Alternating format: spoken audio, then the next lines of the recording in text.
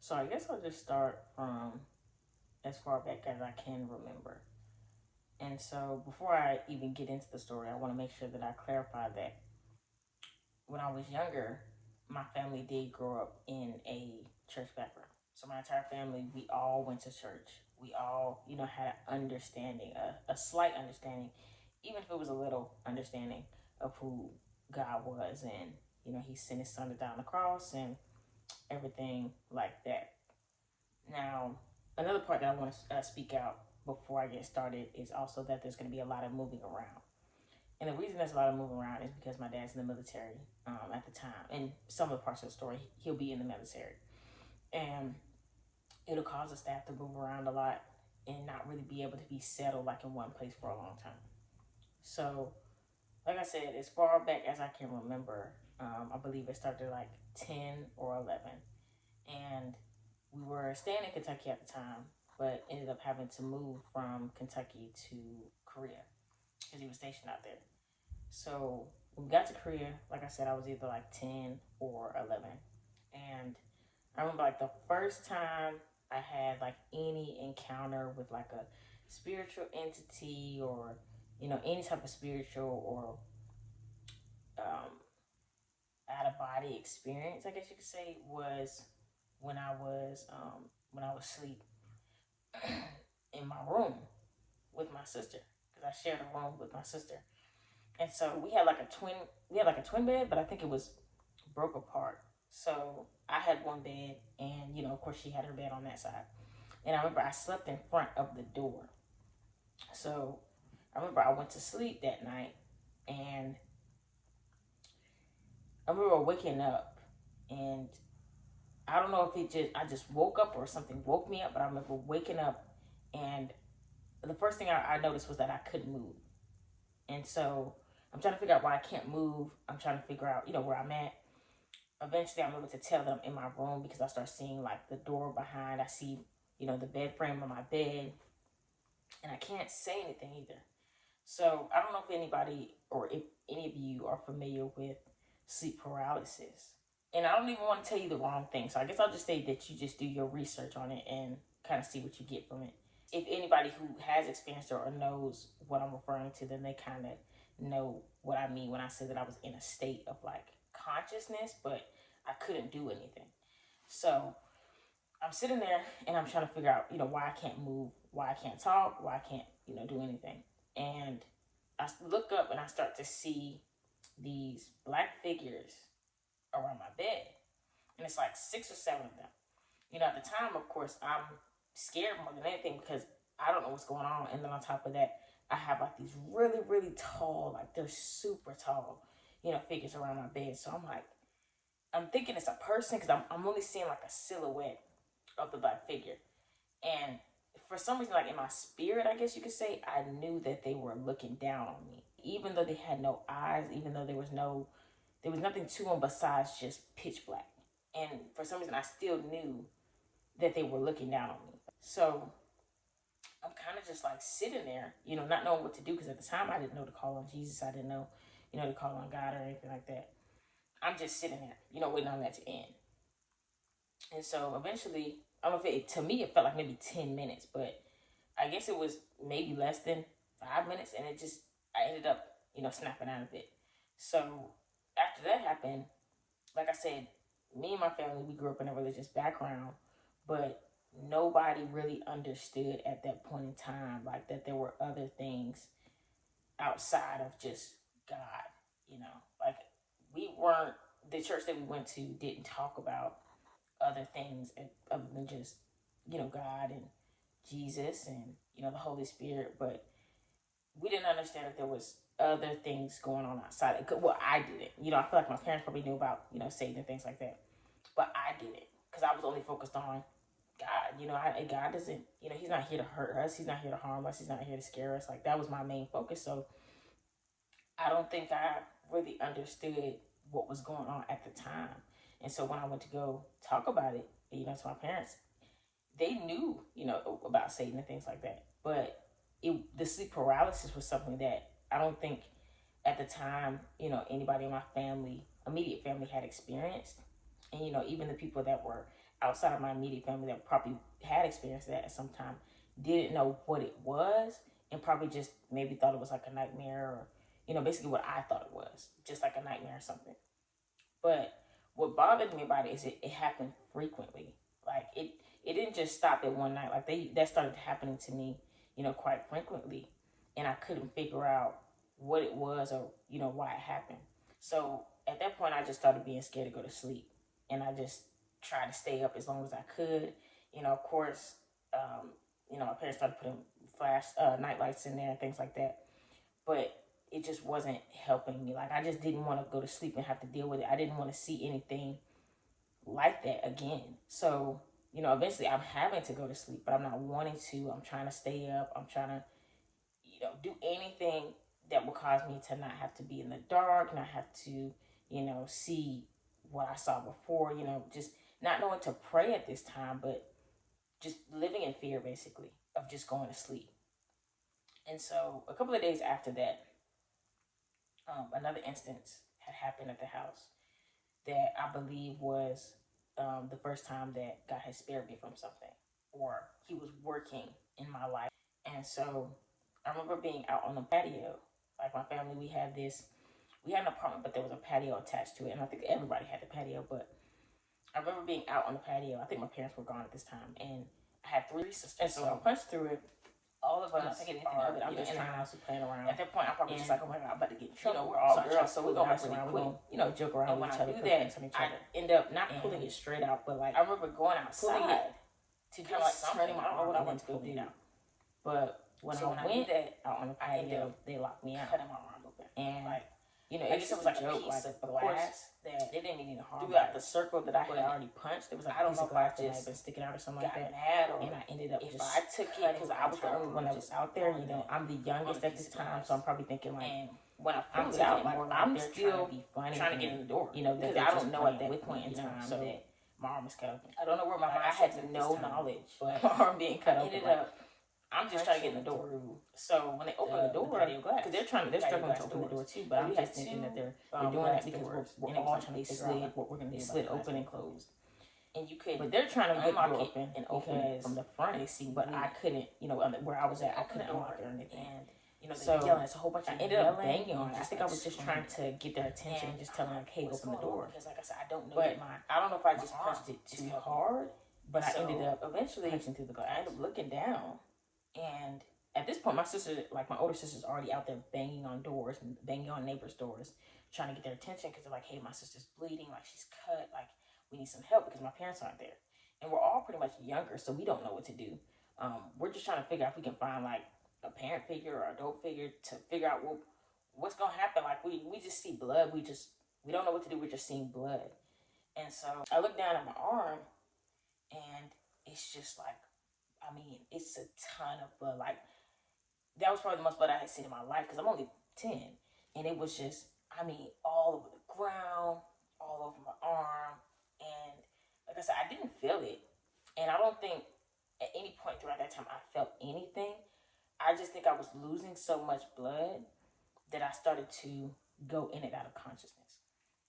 So when I went, when she was banging on the doors, she eventually got, I'm guessing, one of the neighbors' attention.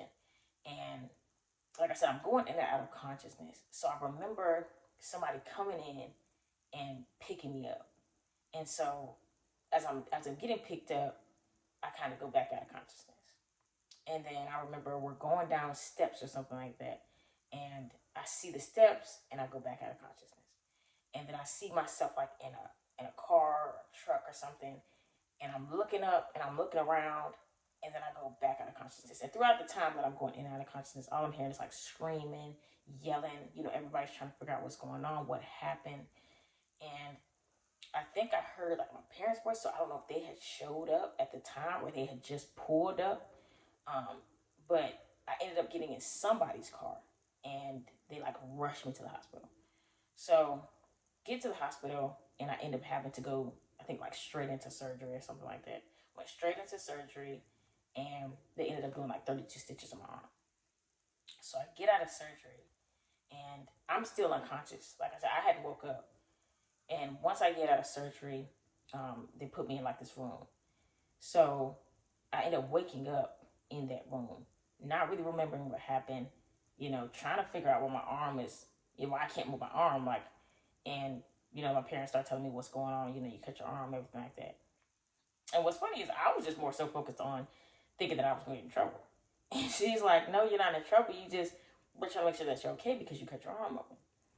So the doctor ends up coming in. And throughout my life, there were a lot of times that things that happened were just nothing short of a work of a miracle of God, because even the people who had their degree or went to school for whatever their profession was, or just really had ample amount of knowledge on what they were doing, would tell me, like, hey, somebody was looking out for you, or either they would tell me or my parents, like, it just wasn't supposed to go that way. Like, the way that we've seen things go, as far as whatever may have happened, was not, our initial thought of how this was going to go. And it's like they're even, most of the time in the story, you'll hear where they're even like almost baffled themselves, because it's just like somebody had to be looking out for you. That's the only way.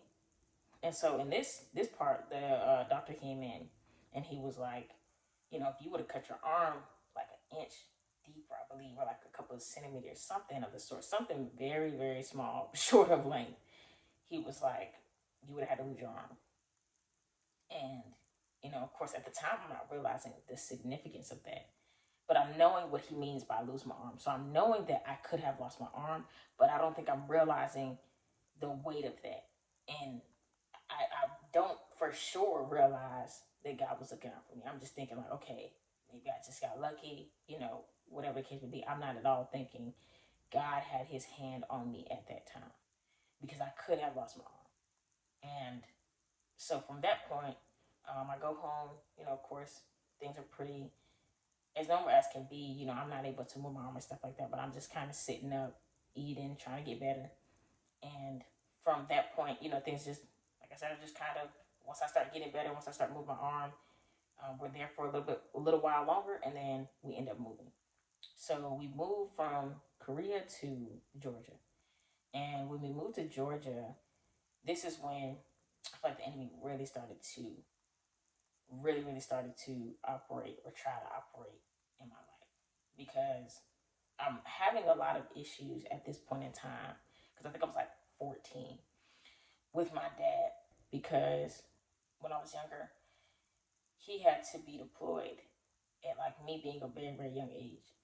So me and him didn't have an opportunity to really like bond how my older sisters did, because I'm the youngest out of the family. So they had a lot more time to spend with him before he, got deployed, but I didn't. So I don't know if I was just getting bored, or just getting born, or if I was already born and maybe I was just young. But I remember him coming back at a time that I was old enough to know that I didn't know who he was. So when he came back, like I said, me and him, I guess we were trying to build a bond, but it wasn't really working, because I didn't really know who he was. And, at the time that he came back, he's trying to be a father figure. He's trying to assert authority, but I'm not. I'm so used to my mom doing that now I'm kind of probably feeling like I don't have to listen to him, because now I'm like, well, you weren't, at the time that I was younger, I didn't know you. So it's just causing a lot of like chaos, and just pushing me away from male figures at that point. Like, I'm not really a big fan of males. Like, it starts to become that I'm not really into it. And at the time I didn't know that, but it'll make more sense to you once I tell this part of the story. So when I went to middle school, I ended up meeting this guy, because I had friends, but I still was interested in trying to, talk to guys and whatnot. Like, at this point in my life, I'm trying to, do what I see everybody else doing, and then also what I think that I want to do. So I meet this guy, and I remember I told my friend, because I think I was like too nervous or something to talk to him. And I told my friend, I was like, hey, I said, go ask him. I don't know if I told her to go ask him if he liked me or what. I don't know what it was. I think I just told her to go ask him, like, how does he feel about me or something like that. Probably something childish because, you know, I'm younger. So I'm probably just like, you know, does he like me? You know, like that's pretty much what it was. And she went and asked him. I remember her going and asking him. And I think she came back and she was just like, he's not interested in you. And so at that point, that was like the first time I ever tried to, I think, talk to anybody or be in a relationship with any male figure. So because of what was going on, and this is the reason I said what I said, because of what was going on with my dad and that, then I just started to completely just be like, fall kind of further away from men. And I definitely think that the enemy was working that because off of initial, like off of an initial thought, you wouldn't think that that would have me just be like completely, I mean, just completely dismiss them. But I think that there were other parts that the enemy was working in my life as far as rejection and things of that nature that would cause me to be like, okay, I don't even want to feel that type of way again. Like, I guess I don't want to feel that type of rejection. I don't want to feel that type of, you know, however I felt when dealing with my dad or whatnot, that I'm just going to go towards the other gender because I don't get that from them. So maybe this is like a better thing for me leading into homosexuality. So when I got to high school, I really got to experiment with that because in middle school, I wasn't really fully, you know, open with that. I wasn't really telling anybody. It was just kind of a mindset that I had. But when I got to high school, I'm like, okay, at this point, you know, I'm older. There's really no point in, you know, trying to still figure it out. I think this is what I want to do. So that's where I'm at with it. So I didn't tell anybody at that time yet. And the reason I didn't tell anybody is because I was more concerned about coming out to my family. And the reason why I couldn't tell anybody else is because we all went to the same school. So me and, like I said, two of my sisters went to the same school. But my oldest sister was like, I think she was like in college or something at this point. But I remember she just wasn't in high school with us at that time. But I knew if, you know, if somebody knew, it was going to get to them and they were going to tell her and it was just going to be this whole thing. So I was just like, I'm going to do that at my own time. But like I said, I already knew that this is what I wanted to pursue. This is what I was interested in. So ended up meeting a girl while I was in high school, and there was a few people that I had an issue with, and for the most part, like I was good at making friends. Like I didn't really know anybody, but I was really good at just like making friends. I don't know if that's just a quality that God had gifted me, but I just ended up making friends, you know, wherever I went. But I also made enemies wherever I went. Not knowing how most of the time, because most of the time I wasn't like a problematic child at that time. Like I was more so like, okay, either I'm talking to my friends or if I'm not talking to my friends, then I'm kind of minding my business. Like I wasn't really trying to get into it with anybody. I wasn't the type to, at that time, really just talk about anybody. Like I wasn't really that type of child. And so I didn't understand why, but it wasn't really something that I like dived into. It was kind of just like, okay, understood. It is what it is. And so for whatever reason, that was the case. And the reason I say that is because there's a girl that I wanted to talk to, and she was within that group of people. But me, on the other hand, I'm looking at it like, I've talked to her before. You know, we had conversations. Yeah, I get that they don't, you know, care for me, but I didn't really get that she didn't. And at that time, that was me probably just being very gullible and not really knowing because I didn't know. You know, I really didn't know a lot of stuff because I wasn't just in one place for a long time. I was always moving around. So everywhere that I went, there was a different type of people that I came across. There was different ways that they did things. There were different ways that they said things. So I didn't really know. So ended up befriending her, and I don't know if I just wanted to tell her, or maybe I told her because I was trying to date her or be interested in her, or because I was interested in her. I ended up telling her what it was that I was trying to pursue, which is, hey, I'm trying to pursue women, like, you know, and maybe I thought because of her being the way that she was, that maybe it would help me figure out how I could come out and how I could tell my family and how I could be more open about it. And so ended up telling her. And the only other person that knew this was my best friend at the time. She knew since middle school. But I knew that she wouldn't tell anybody because she understood how I didn't want my parent or my family to know yet. And she understood like the severity of the situation, so she just didn't say anything. And she, I knew secrets of hers as well. So we were just really close, and we just wouldn't do that to each other. So not at all in any way did I ever think that it would get out. So because I told her, I go to school the next day. This was like the night after I told her that this is my interest, this is what I'm trying to pursue, and go to school. And it's like as soon as I get there, my best friend comes up to me, and she's like, "Hey, did you tell anybody?" And she kind of like pulls me to the side because she's talking to me, and she, like I said, we tell each other everything, so she was gonna have my back regardless. So she was like, "I just want to let you know, like, everybody knows." Because she was like, "I didn't say anything, but I don't know how everybody knows." She was like, "I'm trying to see, like, did you tell anybody?" And immediately, my heart just kind of drops. And the reason it drops is not because of everybody knowing. That wasn't really I didn't really care too much about that. Because I knew that eventually was going to have to be something that I came out with eventually. But it was more so, now I'm faced with, one, I don't know if my sisters know.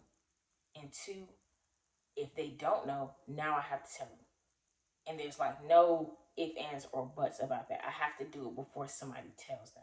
Because I didn't want them to find out by anybody else. So this is kind of the point in my life where I started really, like, rejection really started setting in for me. Because now I'm realizing I can't tell anybody anything. I couldn't, I'm starting to build this wall up now because of that. Because now I'm just more so like upset at the principle, not really the fact that it's out, but just more so upset at like the principle of the situation. Like my idea of trust is now like broken, so now I don't look at people the same, and I'm not as open as I was. Like now it's just kind of changing me as a person. And so somewhere somehow throughout that day, somebody has went up to the sister that was like a year older than me. And I guess they were telling her like, "Hey, we found out your sister's this and that." And she's like, "No, she's not." So end up having to deal with that, and then tell both of my sisters, tell my entire family, just kind of sit them down and tell my entire family that day or that night. I can't remember when I did it, but it was really immediately after that, because I didn't have any time. So I had to sit down and I had to tell them what was going on. And nobody really took it any type of way besides my mom. And the only reason that she took it the way that she took it is because she didn't agree with the lifestyle. And that's to be understood because, like I said, we came from a Christian household. This is our background. We're believers of Christ. And that's just not the way that you should live. So it wasn't that she didn't love me any less. Like, she didn't love me any less. It was just the fact that she couldn't agree with the lifestyle. So she couldn't support that lifestyle. And like I said, didn't love me any less at all. Didn't really treat me any type of way. It was just the fact that she didn't support the lifestyle. That's just kind of what it was. So for me, in my mind, even though that wasn't what it was, I immediately thought, because rejection was already working, that this was another form of rejection.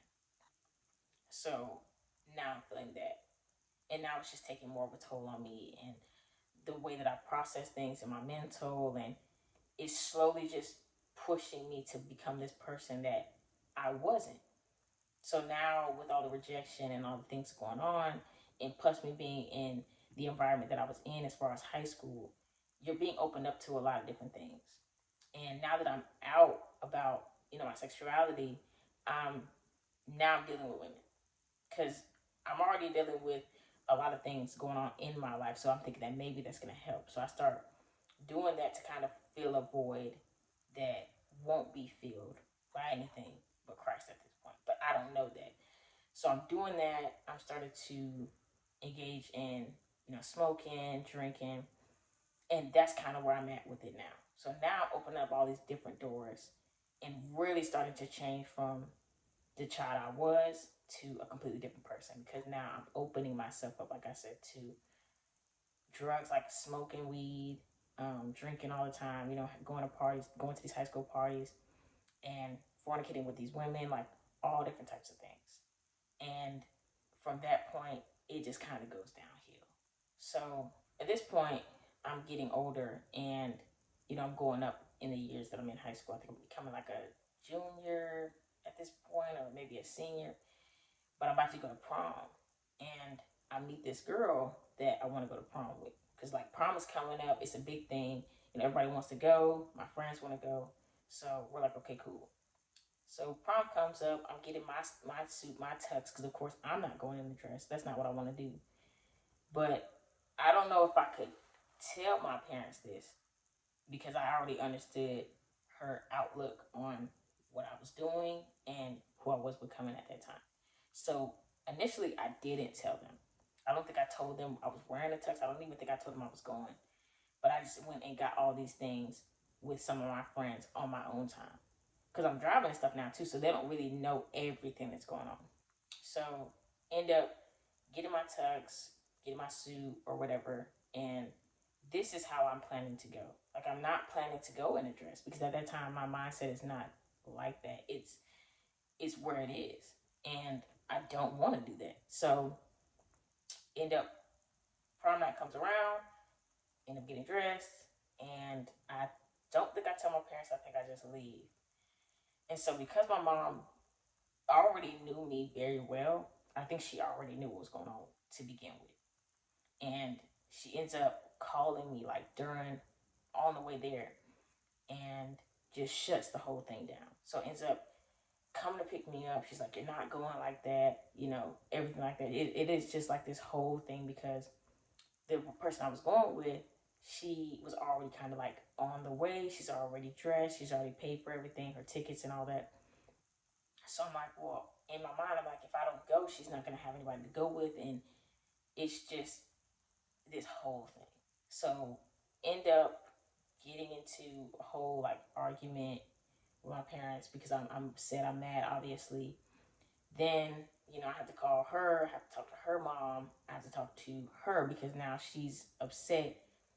And there's just a lot that just took place that just caused me to be like, okay, this is enough for me. Like this, I'm tired of this.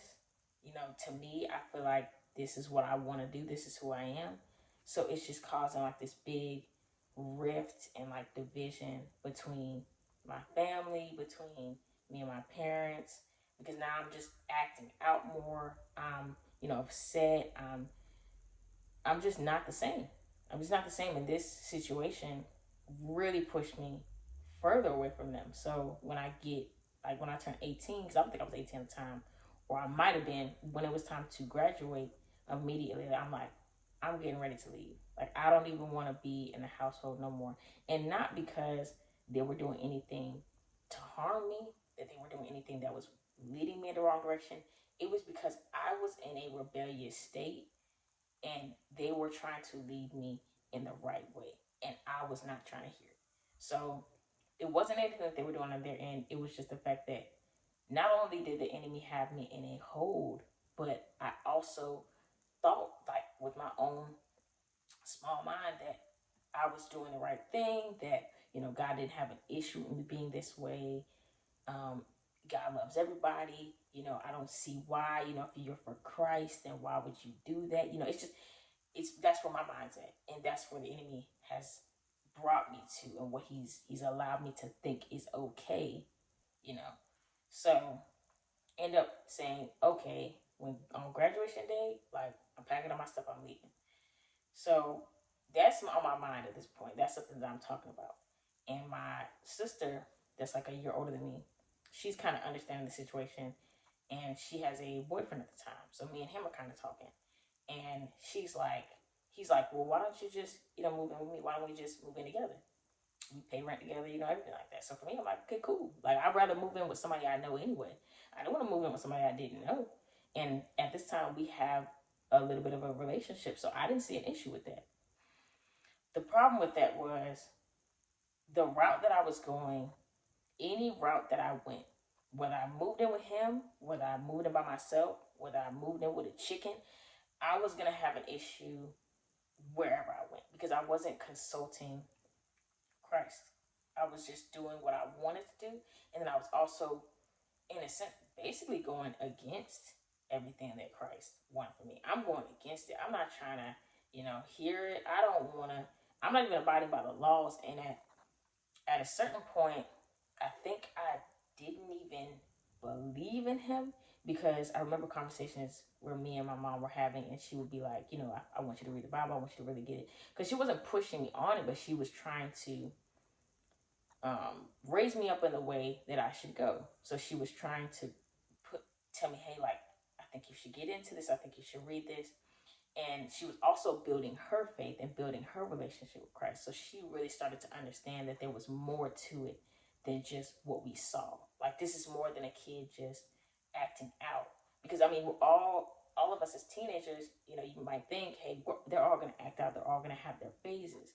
But mine wasn't a phase. This was like, this is leading towards destruction. And that's what she started to realize. So she's really trying to just do everything she can. She's trying to pray. She's trying to, she's putting oil everywhere. She's trying to, hey, you need to get into this. She's trying to not to force it on me, but just trying to get me, hey, like, read this. I'm telling you to read it. And like I said, our relationship is already kind of sour because of what happened. And I'm thinking still in my small mind that this is about me being homosexual. So I'm definitely not listening to it because I'm just like, first of all, this is who I am. I don't care who doesn't like it. I don't think that this is the way that God sees me and everything like that. So end up moving in with my sister's boyfriend. And from that, like, it was like as soon as graduation day rolled around, I ended up moving in with him. We moved in together and, got the apartment. I'm thinking like, okay, now that I'm out of my parents' house, I can pretty much do what I want. So at that point, everybody that I was around as well was doing the same thing I was doing. So there was no issue to me because everybody around me is smoking, everybody around me is drinking, everybody around me is ready to go to any party, any time of the week. Like, that's just what we're doing.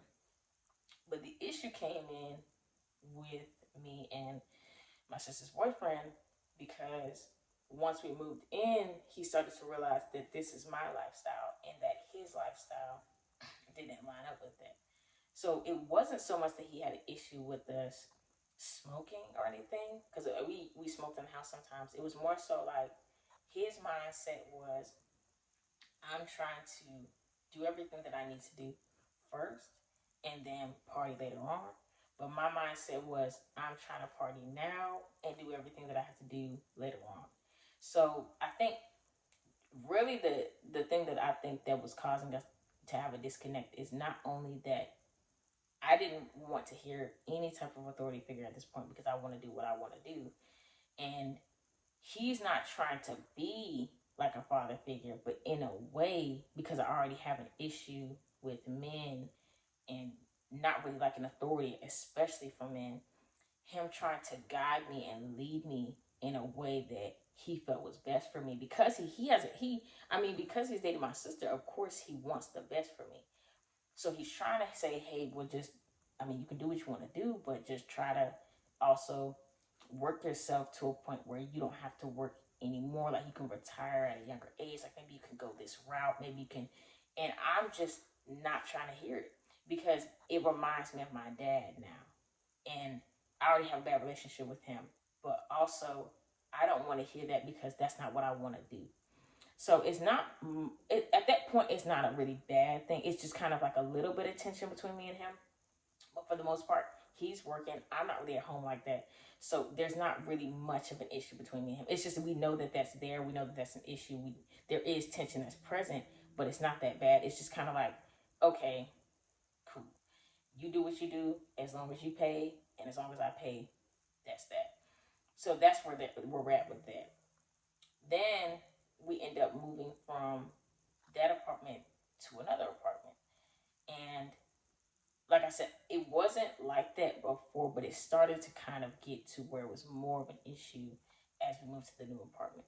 Because there were certain things that started happening in that new apartment that at that time I believe God was trying to get my attention.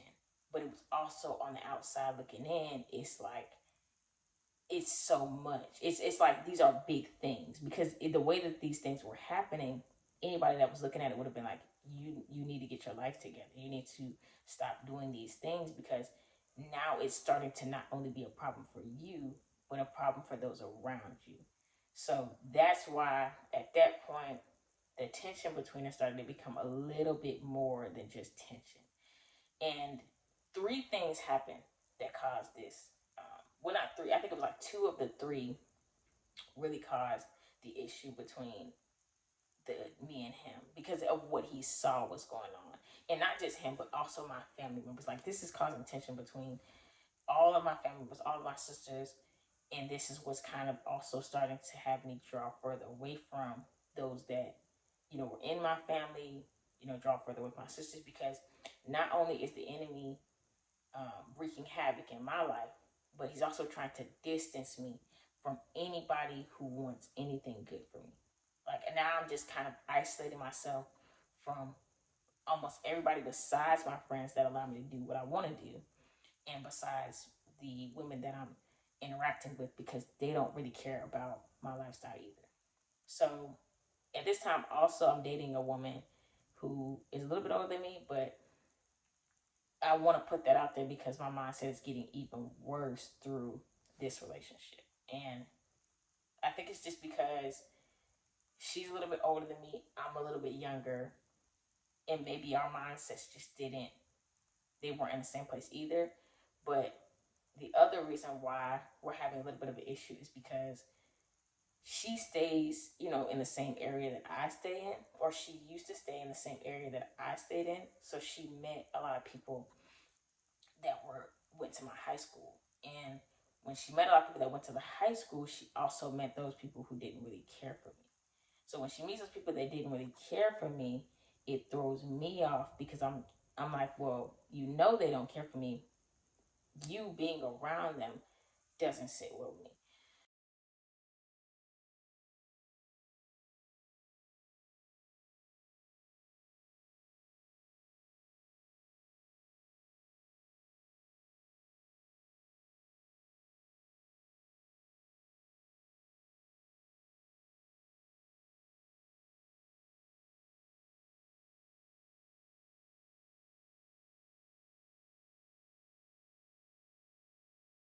So this is starting to become a toxic relationship, and it's also causing me to just smoke more and engage in certain things and just do a bunch of stuff that is just leading me further towards destruction. It's just allowing me to break further laws within the Bible because I'm now just starting to become this person who just doesn't care for people as much, who just and is treating people in different ways that they shouldn't be treated, not really caring about people's opinions or people's feelings. That's just where I'm at with it because of all these little things that are shaping the person I'm becoming. So, three things, like I said, happen at this location. And I like I said, 100% believe that God was trying to get my attention through these things. So the first thing happened is I get arrested. And I get arrested for smoking while driving. And so the officer pulls me over, he arrests me, he gets the weed out of the car, and I end up getting arrested. So go to jail, sat in the holding cell for like a day, I believe, and then end up getting out the next morning. So my parents bailed me out at this time because I don't think I had the finances to bail myself out. And of course they're upset, but once again, there's nothing that can be done for me at this point besides prayer. And because of my mom's relationship with the Lord, she knew that. So there was no point in going back and forth. It was more so just like, hey, we paid this to bail you out. This is the amount that's owed. I'm going to continue praying for you on this side and this end. I want the best for you, but you're a grown woman. You're going to do what you want to do. And there's no amount of arguing that can take place between me and you that will get it through to you. Only prayer will get it through to you. Because at this point in my life, I'm not at a point where I'm hearing anything. So it would have just been useless to even try to go back and forth with me. So I ended up going to court. And another miracle from God, and can only happen in God, is that I just got a slap on the wrist about the whole thing. Like, didn't go, didn't get any tickets. Because I got the tickets, but they got dismissed. The charges got dismissed. The only thing I was required to do was write the judge a 4-page essay, and then I think I had to take like a class or something like that. After that, the whole thing was expunged. So again, God is working in my life, sparing me, and I don't deserve it at all, but I still don't recognize that He's working in my life. He's trying to get my attention, and I'm completely just disregarding it. So the second thing that happened that I felt like had to be more significant because I wasn't listening was I ended up getting into an accident. And this was not a long time after I went to court. So I ended up smoking with my friends one night, and on the way back, I ended up getting into an accident. But I'm used to driving while high at this point. I'm not saying that that's okay at all, but I just want to put it out there that this is not the first time I've done that. Like, I've done this multiple times. I'm usually a driver, or to me at the time, I believe that I'm a better driver while I'm high. Like, just ignorant thinking, but I'm thinking that I'm a better driver like that. So ended up getting behind the wheel, and from my home to where I was at, I think I was at like a friend's house, was like 30 minutes away.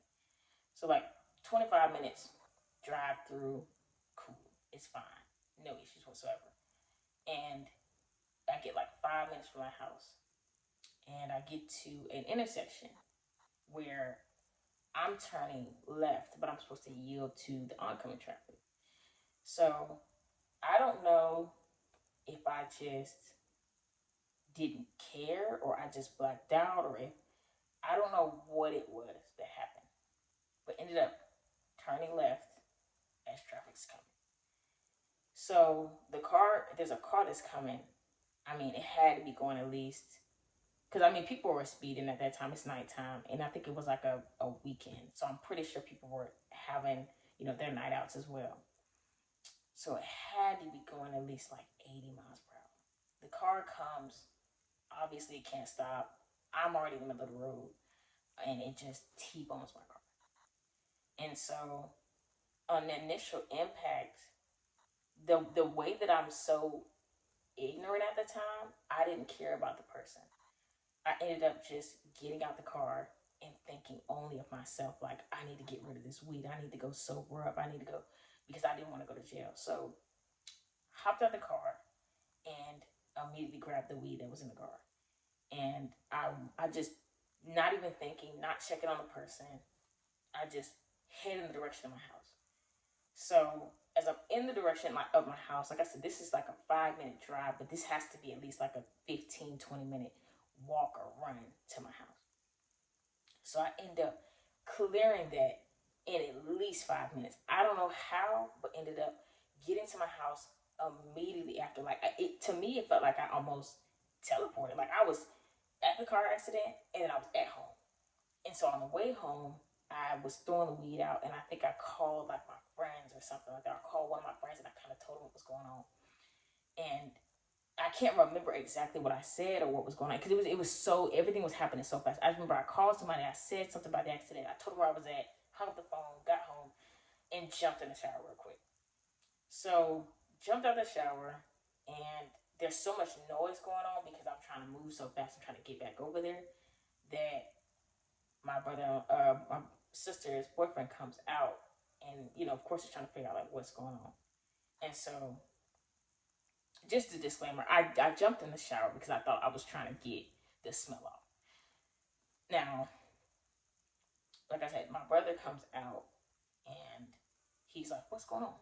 Like, what? I mean, you running around, like, what's going on? So I ended up telling him, just like, hey, I just need to get back to the scene. Like, he's like, what scene? I'm like, I got in a car accident. Like, I just need you to take me there. Like, can you take me there? And he's like, the way that he was set up, like I said, he didn't say he wasn't going to take me, but he did say, hey, I told you I don't want to be involved in this type of stuff. So what I'm going to do for you is I'll drop you off, but I'm not going to be involved in it. And, looking back on it now, I completely understand that, because he was trying to go a different route in life, and he didn't even want to be at all mixed up in that in any way, because I mean, he didn't do anything, so it wouldn't be fair. So I completely understand that at this point now. But he didn't abandon me and just be like, well, you got to run back by yourself. He did say, hey, I'll take you there. So definitely commend him for that. And like I said, completely understand his idea of where his head was at this point in time. But at that time, I didn't know. So at that time, my mindset's probably just thinking he doesn't care, and I'm still, it's just causing more of a rift between me and him at that point. And then also what happened, what he saw when he came up to the car accident, he's seen the accident, things like that, is causing more of a rift between me and him as well, because now he's just like, well, I've been telling you, try to be more careful, and you aren't listening. So I ended up getting out the car, and on the way back to the accident, there's just like at least 15 police looking for me. I mean, at least, maybe not 15, maybe 10, but there's a good number of police looking for me in the area, because they're coming from, some of them are at the accident, and some of them are coming from the accident and just kind of going in that area to see if they can find me.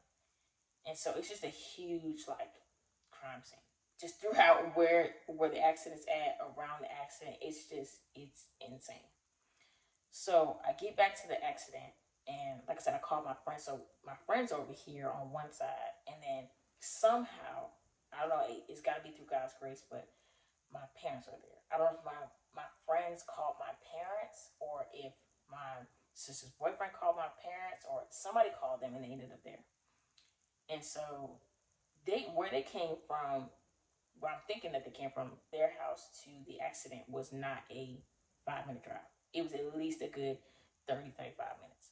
So how they got there so fast, once again, either they had to just be, God just placed them in the area, or they just got there. Because, I mean, honestly, to this day, I don't even know how they got there that fast. So I end up getting out of the car, walking up to the scene, and there's an officer that's in front of my car. And I'm looking at him, I'm looking at the car, and he's looking at me as I'm walking up to him, and he's like, are you the driver? Like, are you the owner of the vehicle? And I was like, yeah, I'm the driver, And he was like, well, where'd you go? And I'm like, I just went to go get my brother. Like, that's just the only thing I could come up with, the only thing I could say, because I think on the way there, I was trying to figure out what I was going to say. And I said, I just went to go get my brother.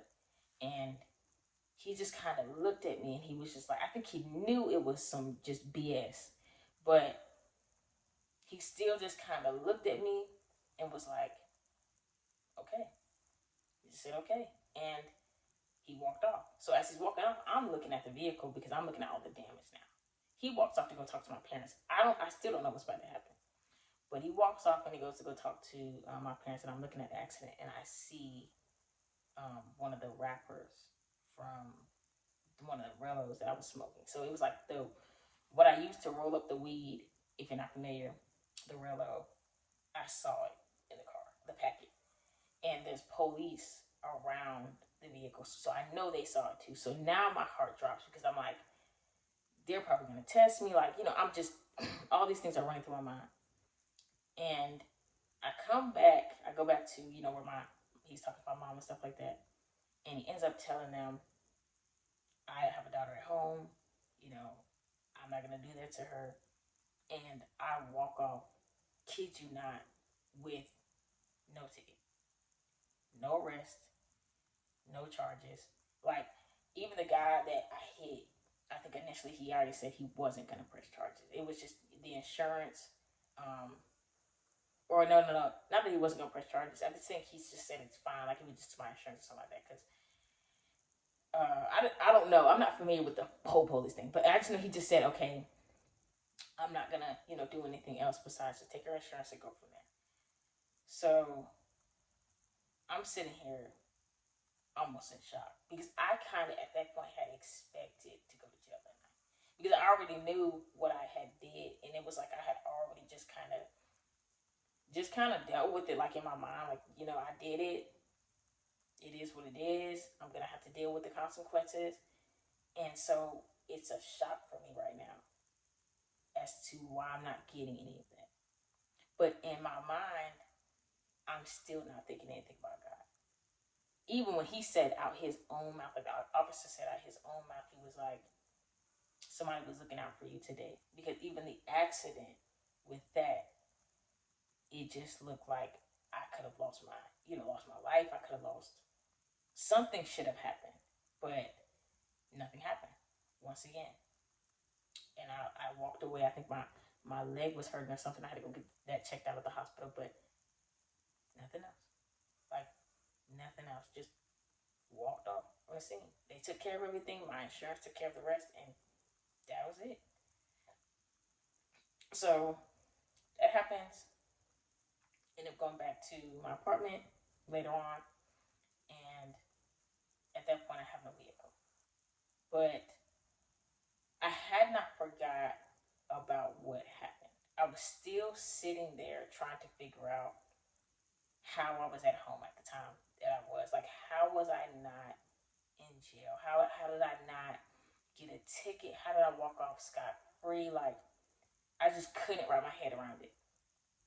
But once again, I was such in a hold that my mind didn't even go to Christ. It was just like, this just has to be a lucky thing for me. Like, I guess I just had luck. And even my friends are telling me, they're like, ain't no way. Like, there's no way. There's no way you walked off with it. And I'm like, yeah, I did. Like, you saw me, because my friends were there at the scene.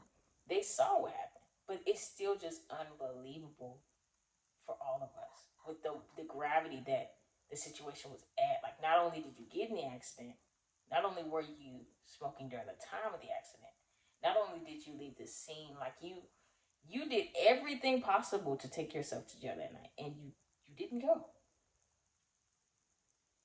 You just didn't go. Like, I couldn't wrap my head around it. So at that point, I'm still kind of working. I have my sister's car or my friend's car, something that I'm using at the time because I still have to get back and forth to work. So end up working, still pretty much doing the same thing because I haven't learned my lesson. And now I'm more so in the house though, because I'm not really going out as much because I'm not really trying to use somebody else's car, and I'm only going out at the times that they come and maybe my friends come pick me up or something like that. But I'm still smoking with them. I'm still drinking with them. It's just not as much going out only because I didn't have my own vehicle at the time. So one day I remember I was out the house by myself and I was smoking, like just regular smoking, like I usually do. And sometimes I zone out when I smoke. So at that time I'm zoning out, but I'm usually looking at the TV, but the TV's off, so I'm zoning out, staring at the mirror. So I remember I don't remember when I zoned out. I just remember I hit the blunt and I just end up zoning out. So I remember I was staring at the mirror for what seemed like to me probably 10 minutes, but it was probably just like a minute that I had been staring at the mirror. And I start to feel like this presence come in the room. After sitting there for a while, I kind of get stuck and I immediately feel a presence come into the room. And the only thing I can describe it as is fear.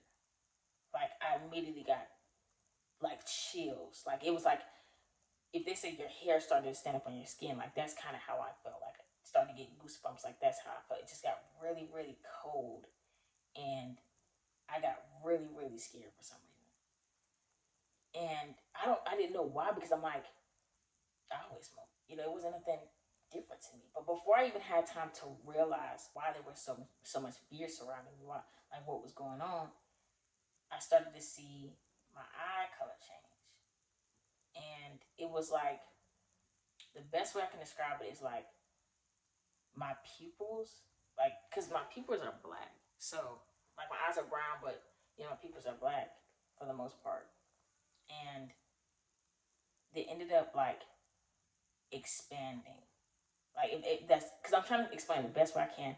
It was like, it was like kind of like a scary movie type thing. Like, if you see your eyes just completely go black, like, it was as if the white parts of my eyes just started getting like engulfed in my pupil, like as it expanded. And so I just saw myself in the mirror, and my eyes were just like pitch black.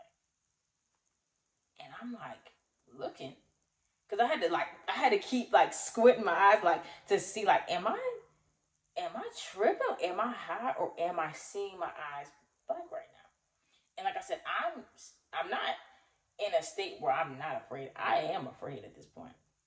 So I'm almost like freaking out, but I can't move. So it doesn't, there's nothing I could do at that point but sit there and watch. And with whatever was about to happen, I could not move. So I start to slowly see like this gray shadow. And at the time, I didn't realize it was me, but it was like almost like my soul was leaving my body, like going up in the mirror. Because I'm looking in the mirror, I'm looking at myself, sitting here in front of the mirror, and I'm seeing my body kind of like just go up, just slowly just ascend. And I'm scared because I'm like, what's going to happen if my body hits the ceiling? Because it's just like going, it's not stopping, it just keeps going up. And I'm like, am I about to like die? Like, I mean, see, like, it might sound crazy, but I'm seriously like in this state, like, what is going on? Because I know I had sleep paralysis before, but this is me awake. Like, I'm actually awake witnessing this. So it almost kind of like brought back the fear of the paralysis. But this is like 10 times more heightened than the paralysis, because I'm actually in it and I can't do anything besides just watch my body, like my soul, ascend. And at the time, I'm not knowing to pray to God. I'm not knowing to Christ. I'm not knowing anything. So I have no choice but to just see what happens. Like, seriously, I'm just sitting there trying to see what happens. At this point, it's like I lost all control. And for me, that was my first time actually feeling like I was completely out of control of what was going on. Like, I had that in paralysis, but it was like, it had to scare me so much. Like, God had to scare me so much to the point of allowing me to realize that I am not in control of a lot of things that are going on. Like, I'm not in control at all. Like, if He wanted to take me off this planet, if He wanted to end my life, He could do that. And that I would not be in control of anything. Like, if the enemy wanted to take me out, if He didn't have His hand on me, this could possibly happen. And there was nothing I could do about it. So, like I said, I'm scared. I don't know what's going on. I'm just watching it happen. Just watching it happen. And I don't know what to think. So, what feels like to me, once again, this is like at least at least 15-minute thing for me. I end up coming out of automatic. I just end up like snapping out of it. And I remember as soon as I snapped out of it, I jumped up. And when I jumped up, I don't even know, I could have burned the apartment down, because I threw that blunt, I threw that weed so quick. I don't even know where it went. But I remember I threw it, and it just, wherever it landed. But I was out the door at that time. So I wasn't even thinking about that. I was out the door of the apartment. And I'm the only one home, too, at that time. So that's what made it even more, of a very surreal moment for me. Because there was nobody there. So ended up running out the house, running down the steps of my apartment, jumping in the car, and called my mom. And she's like, what did you do? Because at that time, I called her because I initially thought that because she has so much of a relationship with Christ, that of course she would know what was going on. And she did. She told me, she was like, you're letting these things happen to you because you continue to do what you're doing. Like, and that was was something that I never thought about, because to me, it was like, these things are just happening to me. I don't know why. But now that I've been scared enough to actually listen to what she's been trying to tell me, now I'm like, okay, this makes a little bit of sense to me, that I'm causing these things on myself. So we sat there, I sat in my car for a minute, and I talked to her for a minute. And this was like the first time I actually sat there and listened to everything she had to say about Christ. Like, didn't argue with her, didn't go back and forth. I was actually just listening at this time. And so I ended up going back in my apartment, not as comfortable as I was before, definitely still a little fearful, but understanding that the smoking couldn't continue. And so at that point, I just did not smoke anymore. Like, I think after a while, I may have experimented with it like once or twice just to see. But even at that point, it gave me such a paranoid feeling while doing it, that it didn't even feel the same anymore. It didn't make me happy no more. It didn't make me like laugh anymore. At that point, every single time I tried to do it, it just made me paranoid. It made me more fearful. I went back into that, to thinking about what happened. And so that just was a pretty much cold turkey for me. I just cut that out of my life, because it wasn't a joy for me anymore. And on top of that, I think it really opened my eyes to the fact that smoking wasn't just smoking, like, it wasn't just, I'm just getting high for a good time. It was way more than that, and it went way deeper than that for me. So, I mean, that was one of the quickest things that God delivered me from. That you didn't have to question me about that. I mean, I could be around somebody who's smoking, and I wouldn't even be tempted to smoke anymore. Like, that just was not the case. You couldn't even pay me to smoke at that point. I was done with that. And so from that point, because I had a spirit of addiction working, that I realized now, I stopped the drinking, but I stopped the smoking, but I picked up the drinking at that point. So now, anytime that I'm hanging out with friends or whatever, I'm probably just like drinking a little bit, but I'm no longer smoking. So at that point, with everything that happened, of course, me and my sister's boyfriend realized that we're not going to redo the lease, because we both know that we're in two different points. He's getting ready to go somewhere else anyway, and I don't want to start a lease with somebody else, because I don't really, at the time, like, my friends were my friends, but they weren't ready to move in nowhere. They weren't ready to pay no rent. Like, they weren't ready to do that. So ended up moving back in with my mom and dad, even though there was a bit of tension at that point still. Like, it's probably even more heightened because of everything that's happened. But because they wanted the best for me, and they wanted to help me, they didn't have a problem having me come back, because at that point, it's like, well, we can keep an eye on her. We can make sure that she's not doing as much. At least I can set eyes on her every now and then and just pray for her, at least while she's here. So ended up moving back in with them. And I think I was like 19 at that time. So I definitely probably wasn't in a position to get my own apartment and stuff like that. Even though people do it, to me, I just wasn't at that point in time for me to really be responsible enough to do that. So moved back in with my parents, and at the time, I'm like, okay, I don't really want to just be sitting around the house, so I gotta get back on my feet. I gotta get my own vehicle. I was just in a mode of just like, okay, I have to do whatever it takes to get back on my feet. So I ended up getting a job. We're getting like two jobs. I got a job, and then I got another one, because I was trying to get my own vehicle back too, because I didn't like using other people's vehicles. So that was another reason that it really pushed me to get my own and just get back to where I was at, get back to my own place. I wanted to do these things, so I really just locked in with that and was working every single day, like working anytime that a position or anytime that an opportunity came up for me to go in or get some extra shifts, I was doing that. And so it didn't take me long, because I was in that type of mode, to be blessed again. Which thankfully God blessed me again with another vehicle. And so I got that vehicle, and now that I have it, even with him blessing me, and me knowing a little bit more of the knowledge of Christ, me listening to it a little bit more, I'm still not ready to give up my lifestyle. So end up going out with my friends one night, and I think there was a girl I was trying to talk to at the time that I had just got my car. So ended up going to her house, going out with my friends, and then going to her house later on that night. And like I said, I'm not smoking anymore, so we're just drinking a little bit. We're engaging in a few shots, and we're just having a good time. So because I stopped smoking and I just picked up the drinking, I wasn't aware of my tolerance with it. I didn't know which alcohol to drink. I didn't I'm just kind of experimenting with alcohol at this point. I don't know everything that there is to know about alcohol.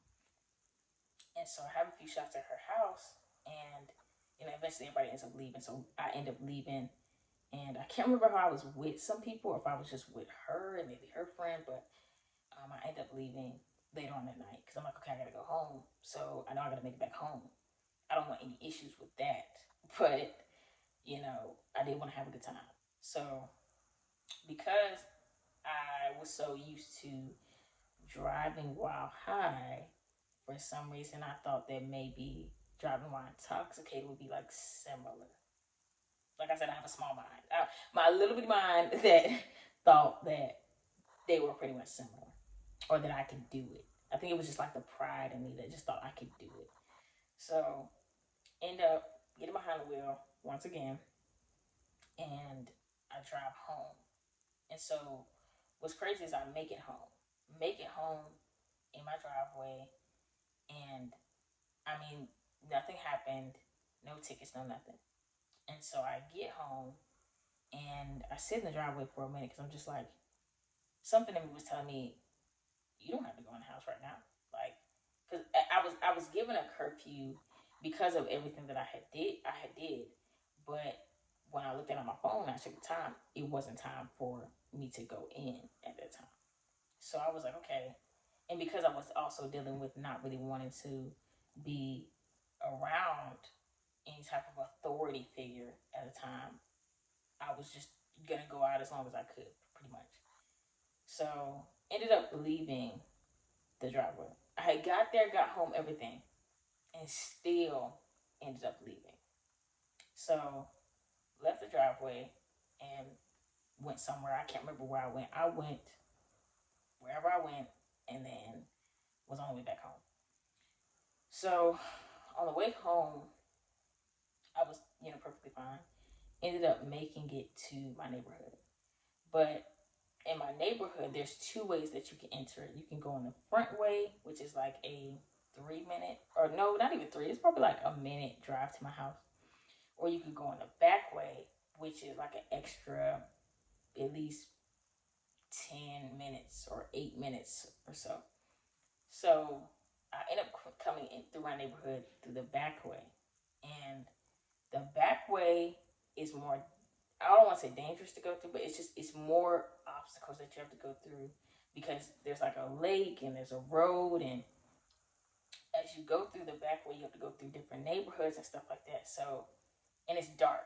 And another reason why I said I wouldn't say it was dangerous, I would just say it was just more complicated because there's not really any street lights back there. There wasn't any really real street lights in our neighborhood because I think it was more like an older neighborhood, so they didn't have those street lights and anything like that out there. So you're just pretty much driving in the dark. And so when I was coming through the back way, there's also a road that kind of curves, but it curves in a way that you can drive it, but a there's also a lake on both ends of it.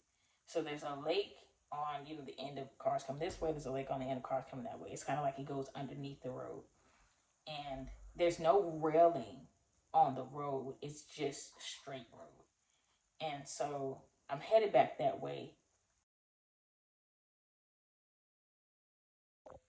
Okay, so because it's so long, I'm gonna have to try to do two parts. So what I'm gonna do is I'm gonna try to edit this one first, and then once I edit this one, then I'm gonna try to put the other one out there, and just pick up where I left off. So because it's so long, like I said, I don't want to try to put too much into one. So I'll record the next one and then drop the next one as soon as possible. But for right now, I'll just drop this one, and hopefully you guys got something out of this one and are interested in seeing part 2. So if you are, then I'll be dropping it soon, and we'll just pick up from there. So thank you for watching, and I'll see you in part 2.